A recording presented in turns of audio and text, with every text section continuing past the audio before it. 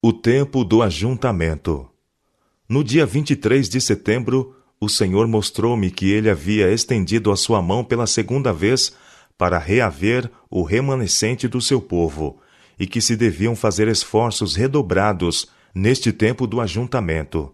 Na dispersão, Israel fora castigado e maltratado, mas agora, no tempo do ajuntamento, Deus sarará o seu povo e o unirá. Na dispersão, fizeram-se esforços para espalhar a verdade com pouco êxito, pouco ou nada tendo sido conseguido. Mas no ajuntamento, quando Deus colocou sua mão para readquirir o seu povo, esforços para disseminar a verdade terão o seu esperado efeito. Todos devem estar unidos e cheios de zelo na obra. Vi que era errado se referirem alguns à dispersão, daí tirando exemplos para nos governar no ajuntamento. Pois se Deus não fizesse mais por nós agora do que fez então, Israel jamais seria ajuntado.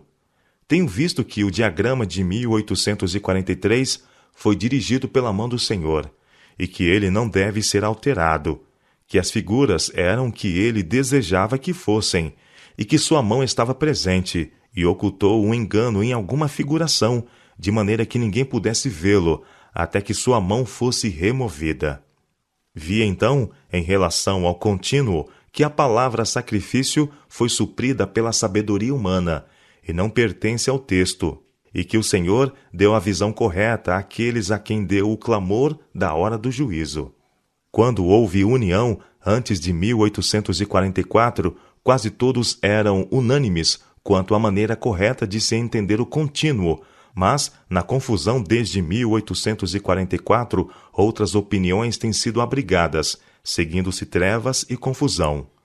O tempo não tem sido um teste desde 1844, e nunca mais o será. O Senhor me tem mostrado que a mensagem do terceiro anjo deve ir e ser proclamada aos dispersos filhos do Senhor, mas não deve estar na dependência do tempo. Vi que alguns estavam conseguindo um falso excitamento, despertado por pregar em tempo. Mas a mensagem do terceiro anjo é mais forte do que o tempo possa ser. Vi que esta mensagem pode sustentar o seu próprio fundamento e não necessita de tempo para fortalecê-la, e que ela irá em grande poder e fará a sua obra e será abreviada em justiça. Foi-me indicados, então, alguns que estão em grande erro de crer que é seu dever ir à antiga Jerusalém, entendendo que tem uma obra a fazer ali antes que o Senhor venha. Tal opinião é de molde a afastar a mente e o interesse da presente obra do Senhor sob a mensagem do terceiro anjo, pois os que pensam que devem, não obstante ir à velha Jerusalém, terão sua mente posta ali, e os seus recursos serão tirados da causa da verdade presente, para permitir a eles e outros estar ali. Vi que tal missão não realizaria nenhum bem real, que levaria um bom espaço de tempo para levar alguns judeus a se tornarem crentes mesmo na primeira vinda de Cristo, quanto mais no seu segundo advento.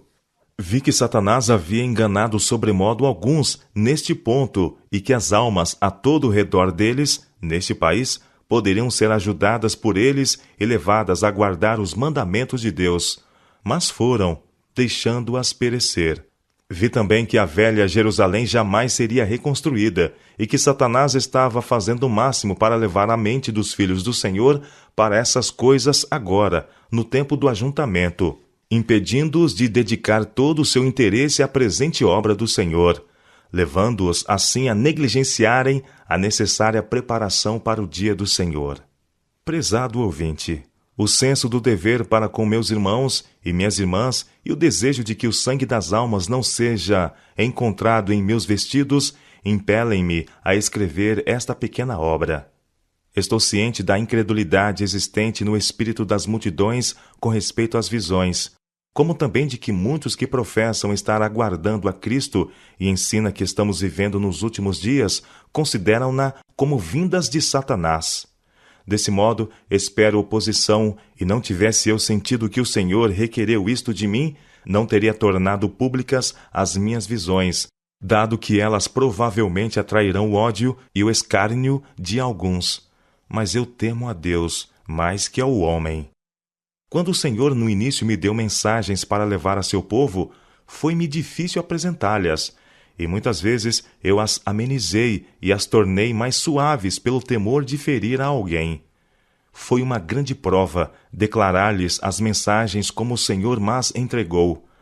Eu não compreendia que estava sendo infiel e não via o pecado e o perigo de tal procedimento até que fui levada em visão à presença de Jesus.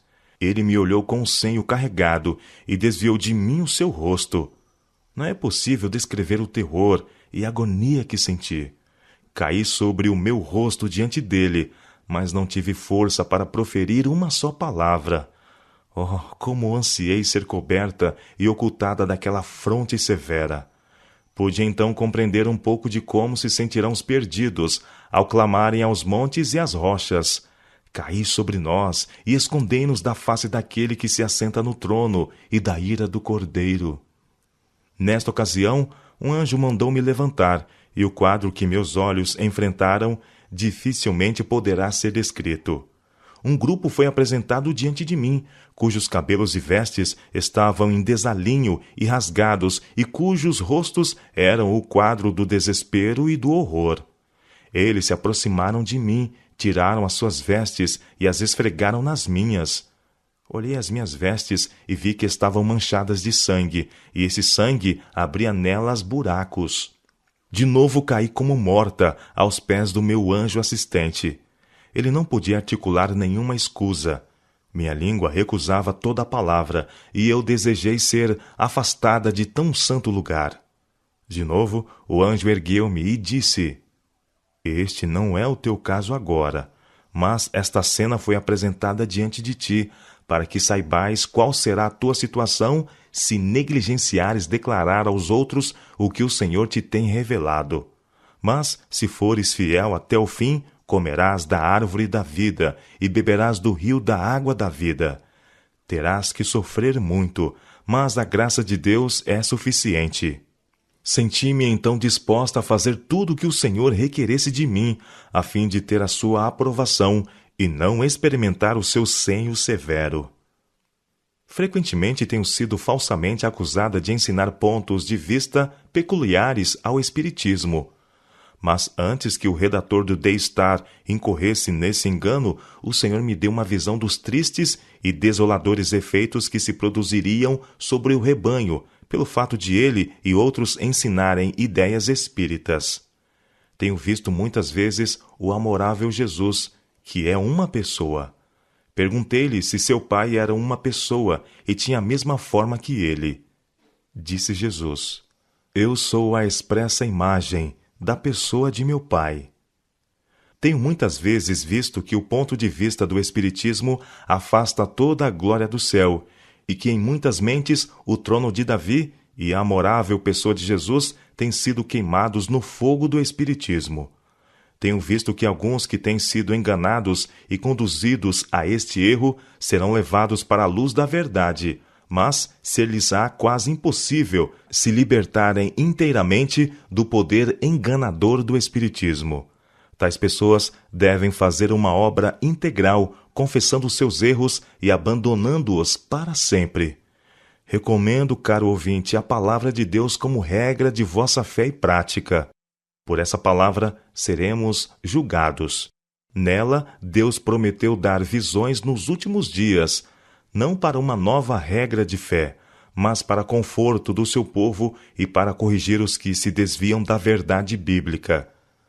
Assim tratou Deus com Pedro, quando estava para enviá-lo a pregar aos gentios. Aqueles que puderem fazer circular esta pequena obra, eu diria que ela se destina apenas aos sinceros e não aos que ridicularizariam as coisas do Espírito de Deus.